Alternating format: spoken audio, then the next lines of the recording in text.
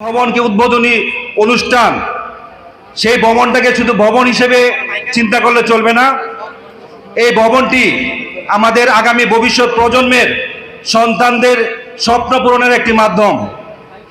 এই ভবন থেকেই লেখাপড়া করে প্রতি বছর শত শত স্টুডেন্ট, মেধাবী স্টুডেন্ট, যুগে যুগে হাজার হাজার মেধাবী স্টুডেন্ট ইঞ্জিনিয়ার, ডাক্তার, প্রকৌশলী, প্রশাসক, এমপি, মন্ত্রী ইনশাল্লাহ হবে।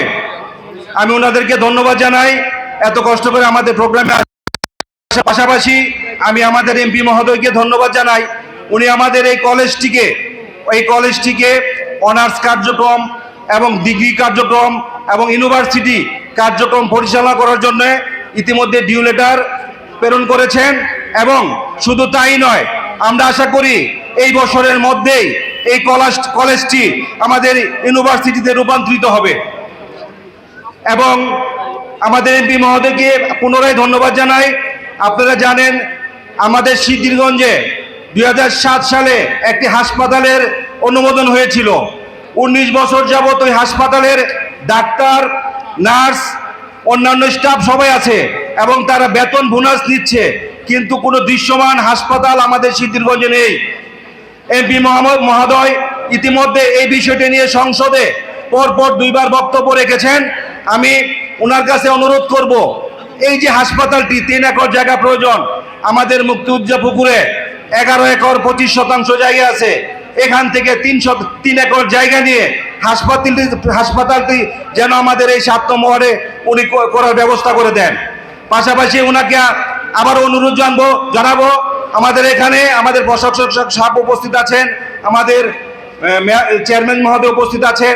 আমি 3 জনকে অনুরোধ করব, আমাদের এখানে সরকারি কলেজ আছে, যে কলেজটি আমাদের সিদ্ধিরগঞ্জের একমাত্র সরকারি কলেজ, এবং আমাদের এখানে স্কুল আছে, মাদ্রাসা আছে, কিন্তু আমাদের সন্তানদের খেলাধুলার জন্য কোনো মাঠ নেই। সো মুক্তিযোদ্ধা মসজিদের পাশে, পুকুর পাড়ে, মসজিদের 3 অংশে, 3 পাশে এখানে বিপুল পরিমাপ জায়গার ব্যবস্থা আছে, যেগুলি আওয়ামী লীগের আমলে আওয়ামী লীগের দোসর দ্বারা নিয়ন্ত্রিত ছিল।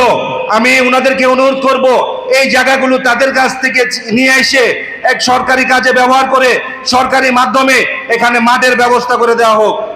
পাশাপাশি আমাদের প্রত্যেকটা ওয়ার্ডে, প্রত্যেকটা আনাচে কানাচে মাদকের ছড়াছড়ি, এই কলেজটার আশেপাশে অনেক মাদকের ছড়াছড়ি।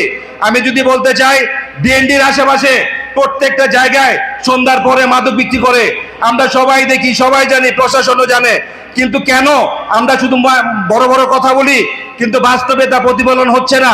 আজকের এই প্রধান অতিথিদের মাধ্যমে আমি আবার অনুরোধ করব, আমাদের এই কলেজের আশেপাশে যেন মাদকগুলা বন্ধ করা হয়, মাদকের ডিলারগুলো বন্ধ করা হয়। আমাদের 7 নম্বর ওয়ার্ডের থেকে এই পর্যন্ত কোনো মাদকের লোক গ্রেপ্তার হয়নি, বড় ডিলার গ্রেপ্তার হয়নি। শুধু লোক দেখানো 2-একটা মাদকের গ্রেপ্তার হলে চলবে না। মোট ডিলার যারা যারা সিদ্ধিরগঞ্জের মাদকের ডিলার, তাদেরকে গ্রেপ্তার করা উচিত। সর্বোপরি আমি আমাদের অতিথিবৃন্দকে, যেহেতু সময় স্বল্পতা, আমি ধন্যবাদ জানাই, কৃতজ্ঞতা জানাই আমাদের ওয়ার্ডের পক্ষ থেকে। আরেকটা বিষয়, ইতিমধ্যে আমাদের প্রশাসক সাহেব আমাদের নারায়ণগঞ্জের প্রত্যেকটা সিটি কর্পোরেশনের প্রত্যেকটা ওয়ার্ডে গাছ বিতরণ করছেন। আমি ওনারাকে অনুরোধ করব, আমাদের 7 নম্বর ওয়ার্ডে ক্যানেল পার আছে, যেখানে কচুরিপানা এবং ডুবার কারণে পানিও ঠিকমতো চলতে পারছে না, সেগুলি পরিষ্কার করে সেখানে বৃক্ষরোপণের ব্যবস্থা করে দেবেন। ইতিমধ্যে উনি ড্রেন পরিষ্কার এবং আশেপাশে 2টা নলকূপের ব্যবস্থা করে দিয়েছেন, সাধারণ মানুষের পানির ব্যবস্থা করে দিয়েছেন। ওনার কাছে আমরা কৃতজ্ঞ। এবং পাশাপাশি উনি মাঠটা নিয়ে, বিশেষ করে আমাদের স্কুল কলেজের মাঠটা নিয়ে উনি ব্যবস্থা করে দিবেন। আমাদের 3 জন অতিথি মহোদয়, 3 জনের কাছে ব্যক্তিগত আমার রিকোয়েস্ট, মাঠটা যেন উনি ব্যবস্থা করেছেন। ধন্যবাদ সকলকে। আসসালামু আলাইকুম।